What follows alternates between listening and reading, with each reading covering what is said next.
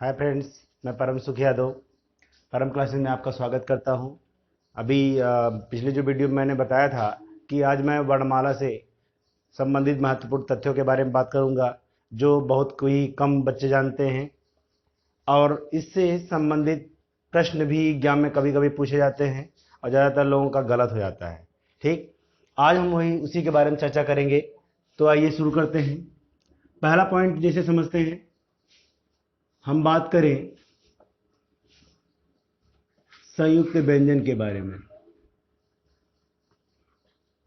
संयुक्त व्यंजन की बात करें तो संयुक्त व्यंजन क्या होता है? संयुक्त का मतलब होता है योग। संयुक्त का मतलब क्या होता है? योग। और योग में कम से कम कितनी चीजें जुड़ती हैं?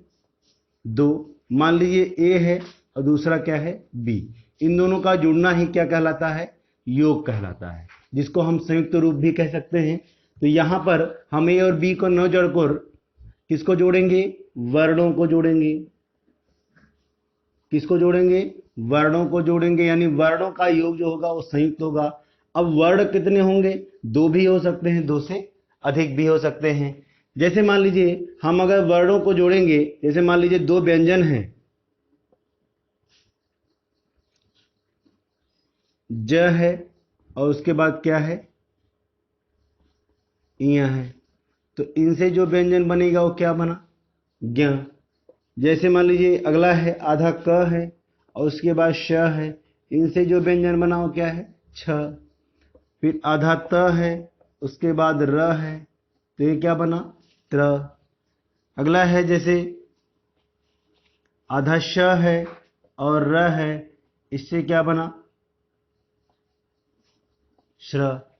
तो ये जो व्यंजन है उनके रूप देखिए, दोनों एक दूसरे से क्या है? भिन्न है। तो आप कह सकते हैं कि दो या दो से अधिक भिन्न व्यंजनों के योग से बनने वाले व्यंजन को क्या कहते हैं? संयुक्त व्यंजन। जरूरी नहीं है कि ये सिर्फ चार ही संयुक्त व्यंजन है, और भी हो सकते हैं। लेकिन अगर आपसे पूछे कि इनमें से कौन सा संयुक्त व्यंजन है, तो आप याद रखिएगा ये चारों ही संयुक्त व्यंजन है। ये चारों क्या है? संयुक्त व्यंजन है। अब देखिए आगे बढ़ते हैं। तो सवाल इनसे क्या क्या बनता है, पिछली बार मैंने बताया भी था, फिर से एक बार बता दे रहा हूं कि अगर हिंदी शब्दकोश की बात करें तो हमेशा पूर्ण वर्ण के बाद ही अर्धवर्ण का रूप चलता है। यानी पूरा क के बाद क्या आएगा? आधा क। ऐसे ही ख के बाद क्या आएगा? आधा ख। वैसे ही आधा ज के बाद क्या आएगा? आधा ज। त के बाद क्या आएगा? आधा त। श के बाद क्या आएगा? आधा श। यानी कहने का तात्पर्य है, कभी भी एग्जाम में आपसे पूछे कि छ वर्ण किस वर्ण के बाद आता है, तो किसके बाद आता है? क के बाद आता है। ज्ञ वर्ण किस वर्ण के बाद आता है? तो ज के बाद आता है। त्र वर्ण किस वर्ण के बाद आता है? तो त के बाद आता है।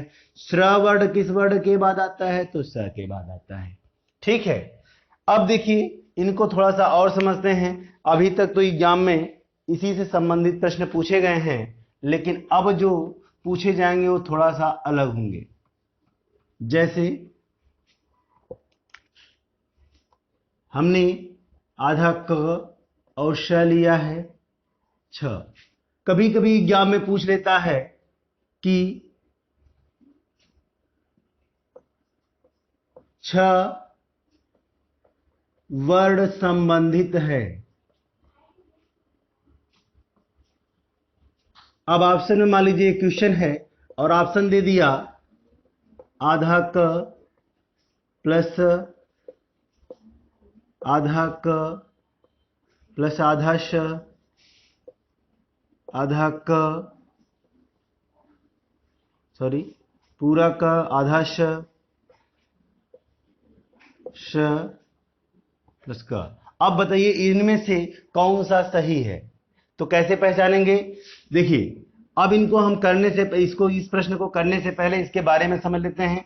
अभी आपने पढ़ा कि आधा क और श मिलके क्या बनता है? छ बनता है। लेकिन यहां पर हमें बताना है कि अर्ध छ कैसे बनेगा। अब देखते हैं। जैसे आधा क और श बराबर हमने क्या लिख दिया? छ लिख दिया।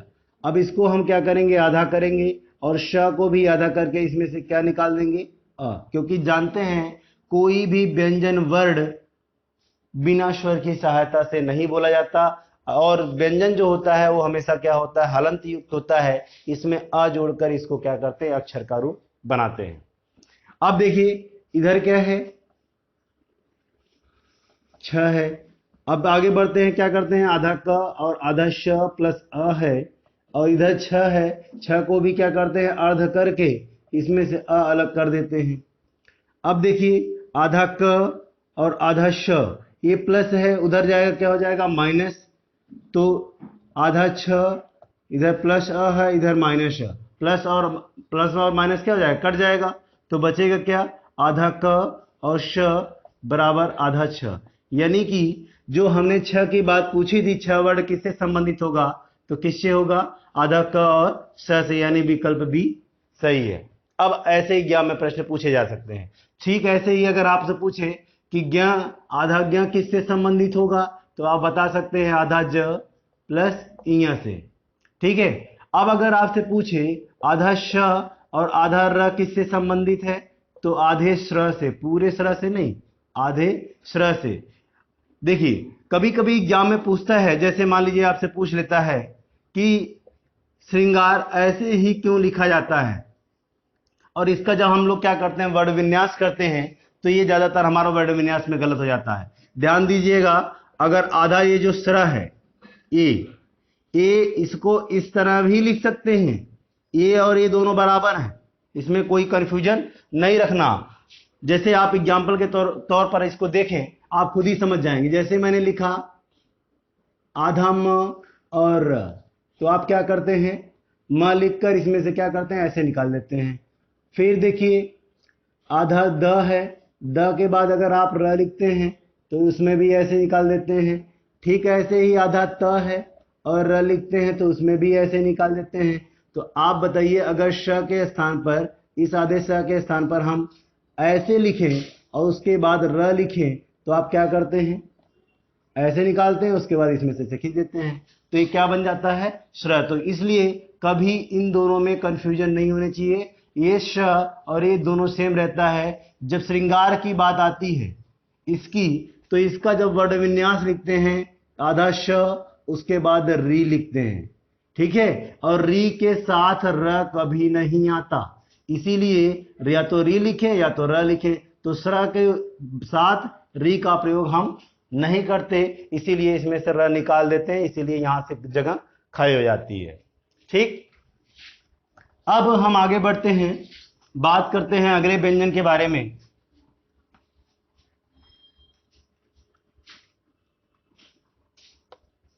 जिसका नाम है द्वित्व व्यंजन।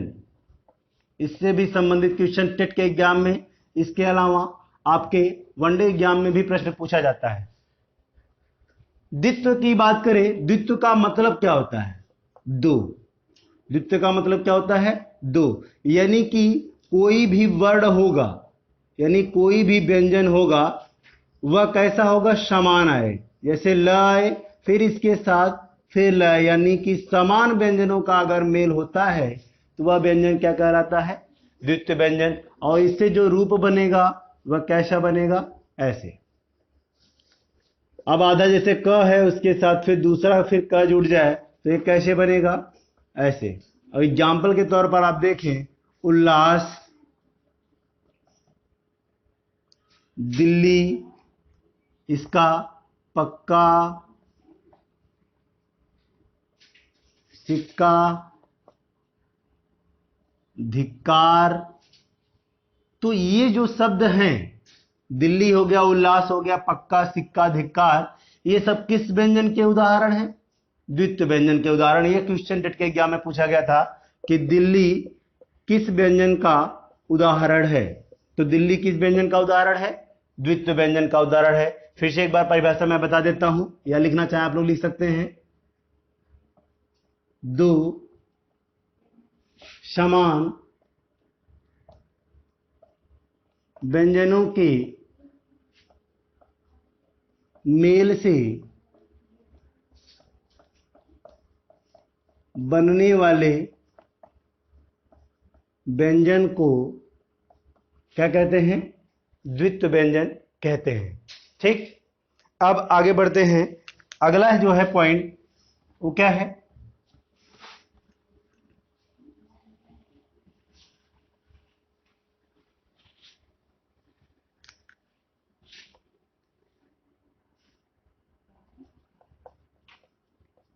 उत्क्षिप्त व्यंजन।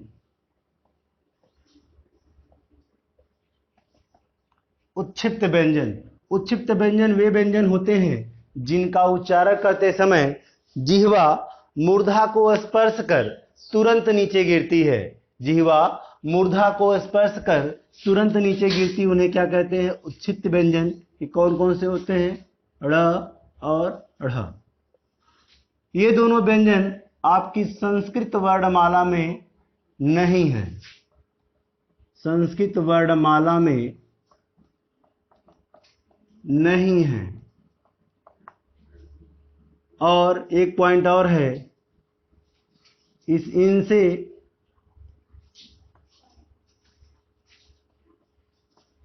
बना शब्द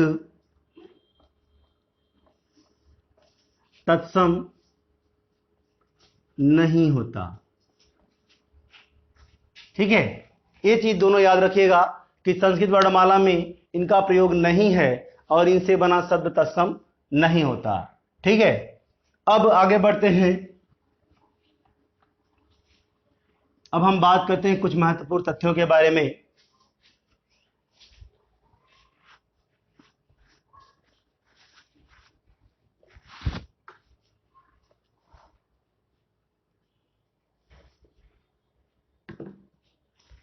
देखिए, हम बात करें किसके बारे में? वर्ण और अक्षर के बारे में। वर्ण और अक्षर, इन दोनों के बारे में बात करें। कुछ लोग कहते हैं कि वर्ण और अक्षर दोनों समान होते हैं, लेकिन आपको मैं बता दूं, वर्ण और अक्षर कभी समान नहीं होते, इन दोनों में अंतर होता है। अगर आप सीधे सीधे कहना चाहें तो अक्षर जो है वर्ण नहीं हो सकता, लेकिन वर्ण अक्षर हो सकता है। ठीक है, वर्ण क्या होता है? वर्ण ध्वनि का अखंडित रूप होता है। वर्ण जो होता है वो क्या होता है? ध्वनि का अखंडित रूप होता है। ध्वनि का अखंडित रूप होता है। जैसे आप कह सकते हैं अ, आधा क, आधा त, आ, ये सब क्या है? वर्ण है। क्या है? वर्ण है।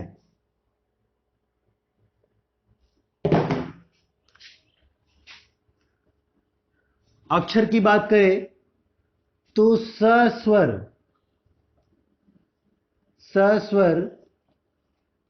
व्यंजन, सस्वर व्यंजन अक्षर कहलाते हैं। सस्वर व्यंजन क्या कहलाते हैं? अक्षर कहलाते हैं। अब देखिए, सस्वर व्यंजन की बात करें तो सस्वर व्यंजन क्या होता है? जैसे आपसे मैं कहूं क, क्या है? व्यंजन है, लेकिन यह अक्षर के रूप में है, इस रूप में नहीं है, वर्ण के रूप में नहीं है। क्यों? क्योंकि क, आधा क और अ मिलकर बना, यानी दो वर्णों का मेल है क्या? ये व्यंजन। इसीलिए इसको क्या कहते हैं? अक्षर कहते हैं। जबकि ये सब क्या है? आपके वर्ण है। वर्ण और अक्षर, वर्ण जो होता है यह, इसका क्या रूप होता है? लिखावट का रूप होता है। यह लिपि पर आधारित होता है। किस पर आधारित होता है? लिपि पर आधारित होता है। और लिपि को ही जब हम बोलते हैं तो वह ध्वनि हो जाती है, और जब इनका रूप बढ़ जाता है तो ये क्या बन जाते हैं? अक्षर बन जाते हैं। अब देखिए, अक्षर को अगर हम दो भाग में तोड़ेंगे तो अधन क्षर, यानी अ का मतलब आप जानते हो, अगर आप लोग पढ़े होंगे उपसर्ग के बारे में, तो अ का तात्पर्य बिना से होता है और क्षर का मतलब नाश से, यानी कि वह वर्ण जिसका नाश न हो क्या कहलाता है? अक्षर कहलाता है। ठीक है, जैसे अगर हम बात करें रा की, तो रा कैसे बना है? आधा र और आ, तो रा क्या है? अक्षर है। अब एग्जाम्पल के तौर पर हम समझेंगे कि वर्ण और अक्षर में अंतर क्या है। देखिए, अगर मान लीजिए हमने एक शब्द लिया रामायण, थोड़ा सा लंबा शब्द है।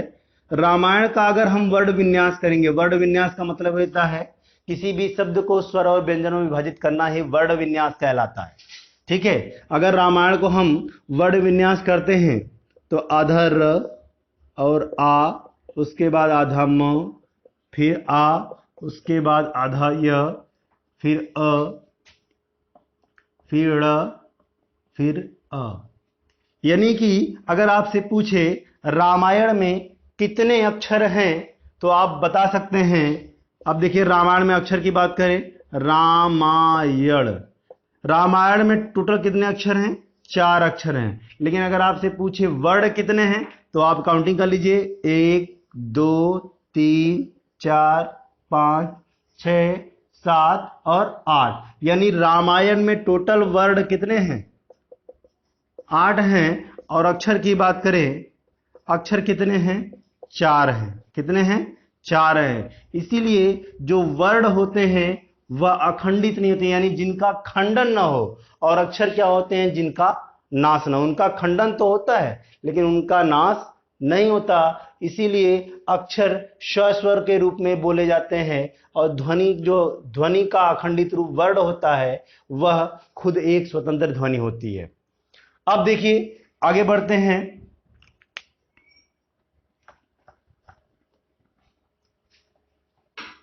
अक्षर को हम 2 भाग में पढ़ते हैं। कितने भाग में? 2 भाग में।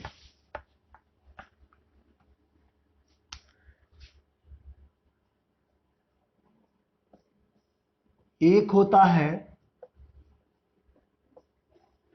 बद्धाक्षर, दूसरा होता है मुक्ताक्षर। बद्धाक्षर का मतलब यह होता है कि जिसके अंत में व्यंजन हो वो क्या होता है? बद्धाक्षर। और जिसके अंत में स्वर हो उसे क्या कहते हैं? मुक्ताक्षर। एग्जाम्पल के तौर पर अगर आप देखें कि बद्धाक्षर कौन सा वर्ड होते हैं, जैसे आप देखे होंगे पश्चात, अंत में क्या आया? व्यंजन आया, तो एक ऐसा अक्षर है, बद्धाक्षर का रूप है। अगर हम जैसे बात करें काम की, तो काम में देखिए अंत में इसमें क्या आएगा? अ आएगा, तो ये क्या है? मुक्ताक्षर है। परिषद, परिषद में कौन सा अक्षर है? बद्धाक्षर है। आशा, आशा में कौन सा अक्षर है? मुक्ताक्षर, क्योंकि इनके अंत में क्या आया है? स्वर आया है। और इनके अंत में क्या आया है? व्यंजन आया है। ठीक, ये चीज याद रखिएगा कि बद्धाक्षर क्या होता है, मुक्ताक्षर क्या होता है। अब आगे हम पढ़ते हैं। अगर आप लोग स्क्रीनशॉट लेना चाहें ले सकते हैं। चलिए,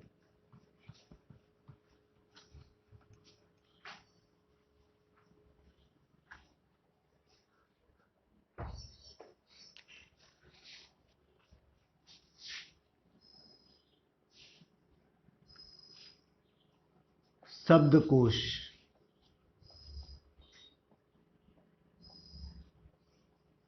शब्दकोश किसका? हिंदी का। हिंदी शब्दकोश में कभी कभी शब्दों का क्रम पूछता है। शब्दों का क्रम पूछता है कि हिंदी शब्दकोश में कौन सा शब्द पहले आएगा और कौन सा शब्द बाद में आएगा। तो इसके लिए हमें सबसे पहले जानना जरूरी है कि हम वर्णमाला को किस रूप में रखते हैं। तो आपको बता दें, वर्णमाला जब भी आप पढ़ेंगे तो ऐसे पढ़ेंगे।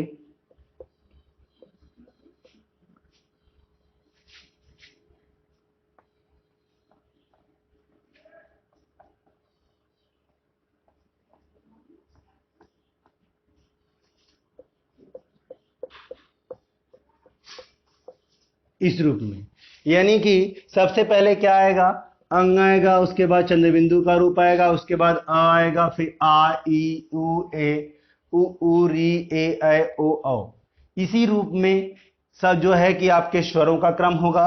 अब हम बात करते हैं व्यंजन का रूप। सबसे पहले क, उसके बाद आधा क, फिर ख, फिर आधा ख, फिर ग, फिर आधा ग, फिर घ, फिर आधा घ। अगर आपको इतने से समझ में आ गया हो तो हम रहने दें, क्योंकि आगे का क्रम यही चलेगा। ठीक है, ये क्या होगा, आपका व्यंजन का रूप होगा और स्वर का रूप ए होगा। ठीक है, अब अगर आप ऐसे पढ़ते हैं तो आपको हिंदी शब्दकोश में बड़ी ही आसानी होगी। ठीक है, जैसे एग्जाम्पल का आप देखें, मान लीजिए आपसे पूछे कमल, सुरेश,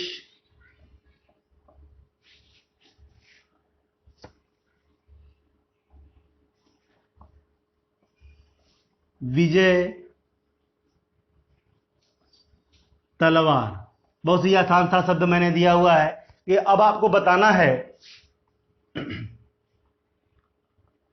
कौन सा शब्द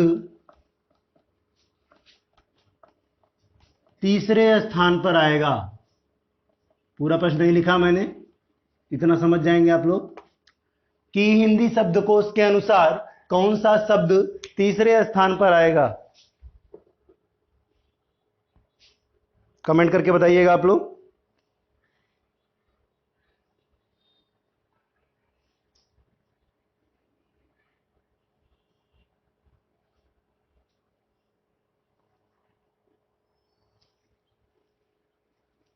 ऐसे खुला रखो।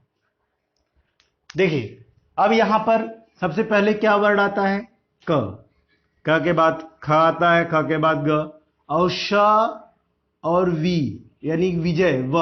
श और व में कौन पहले आता है, व पहले आता है, उसके बाद श आता है, और उसके उनसे पहले कौन सा आता है, त। और आपसे पूछा है कि तीसरा स्थान पर कौन आएगा, यानी सबसे पहले स्थान पर कमल, दूसरे पर तलवार, और तीसरे पे क्या आएगा, विजय। यानी विकल्प कौन सा सही होगा, सी। कौन सही होगा, सी सही होगा। ठीक है, अब ऐसे ही आपके एग्जाम में प्रश्न पूछा जाएगा।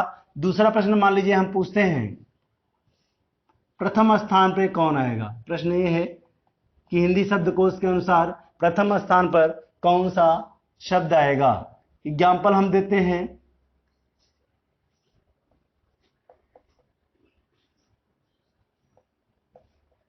कमल,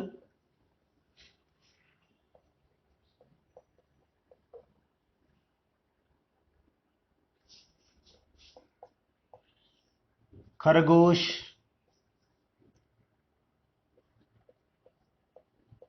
क्षुद्र,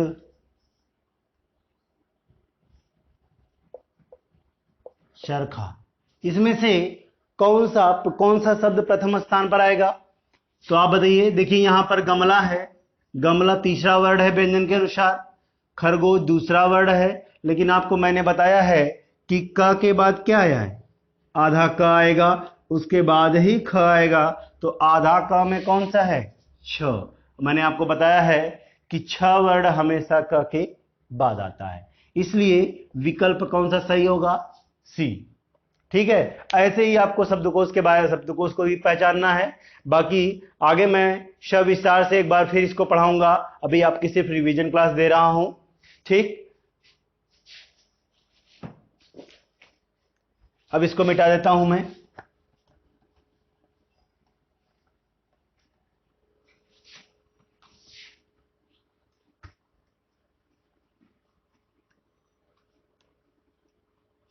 तो दोस्तों आज के लिए बस इतना ही, फिर अगले वीडियो में मैं आऊंगा और एकदम नए तरीके से अब आपकी जो क्लास होगी उस संधि या समास मैं शुरू करूंगा।